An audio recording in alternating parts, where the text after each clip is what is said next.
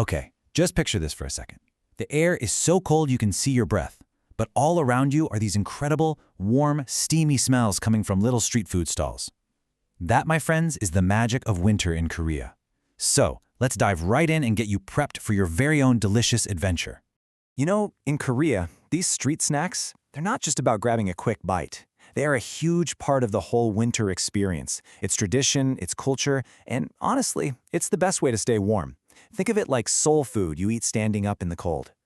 So, where do you even start on a quest like this? Well, like any great story, you start with the main characters. And in the world of Korean winter street food, that means meeting the legendary Big Three. Let's get to know them. And we're going to kick things off with a question that has divided families and started friendly debates for ages. It's a big deal. When you get your first Bungeoppang, do you bite the head first or the tail? Yeah, you heard that right. Believe it or not, your answer supposedly says something about your personality. It's this fun little cultural game we play. So if you go head first, people say you're an optimist, a natural leader. But if you start with the tail, well, you're seen as more cautious, thoughtful, and romantic. So, no pressure or anything. So what is this mysterious snack? Bungeoppang is basically a pastry shaped like a little goldfish, or bungeo. And this is super important, especially if you're with friends. There is absolutely no fish in it. I repeat, no fish. It's usually filled with sweet red bean paste, or custard, and it has this perfect texture Koreans call gutba sukchuk, which just means it's amazingly crispy on the outside, but soft and moist on the inside. And hey, just when you think you've got it all figured out, you might see a stall selling something that looks almost the same, but it's called Bungeoppang. So what's the deal? It's all about the batter. The classic Bungeoppang is lighter and crispier. Bungeoppang, on the other hand, has oil or butter mixed into the batter, which makes it chewier, richer, and the filling usually goes all the way to the tail. It really just depends on what you're in the mood for. All right, let's move on to our next hero. And this one comes with a very, very serious warning.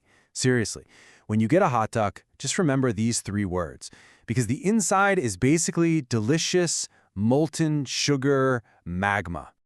This beautiful thing is hotteok. It's a chewy pancake stuffed with this incredible mix of brown sugar, cinnamon, and maybe some nuts. Then it gets pressed flat on a griddle and fried till it's golden brown, and all that sugar inside melts into this amazing hot syrup.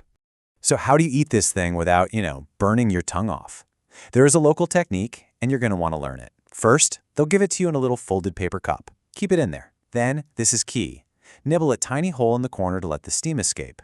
Then, you can go in and enjoy that gooey, lava-like center. Trust me on this one. And last but not least, we have the ultimate comfort food, the one thing that will warm you right down to your bones. Eomuk. These are savory fish cakes folded onto these long skewers, and they just hang out for hours simmering in this deep, flavorful, steaming hot broth. Now, here it is. This is the single most mind-blowing part of Eomuk culture for pretty much every foreigner. After you buy and eat your skewer of fish cake, the broth is free. And I don't just mean one little cup. I mean, it's unlimited. It's basically the warmest, kindest hug on a cold day, and it costs you nothing. But of course, with great free soup comes great responsibility. There's a little bit of etiquette here. The biggest rule: do not double dip your skewer back into the communal soy sauce pot after you've taken a bite. Nope.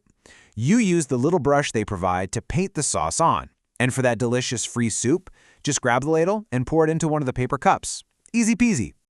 All right, you've officially met the big three. Now you need the skills to actually go out and conquer the streets.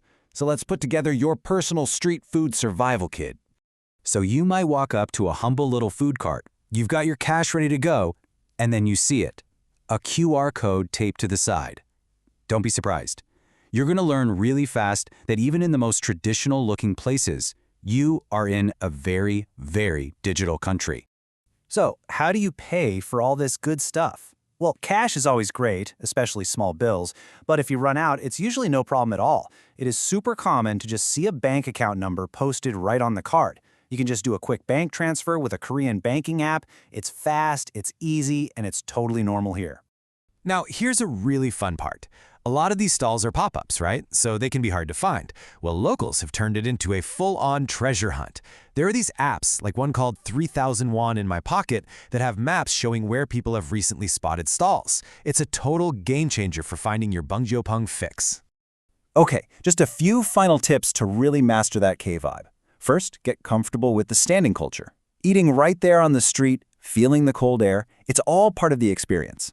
Second, that little paper cup is your best friend. It holds your soup, and it saves your hand from that lava-hot hotteok. And finally, and this is a big one, always clean up after yourself. Find the stall's trash can or just take your trash with you. Okay, you are trained, you are ready. Now for the big question, where do you go? Seoul is a huge city, so let's break down 3 iconic spots to help you choose your perfect adventure. You basically got 3 main choices. First, Myeongdong.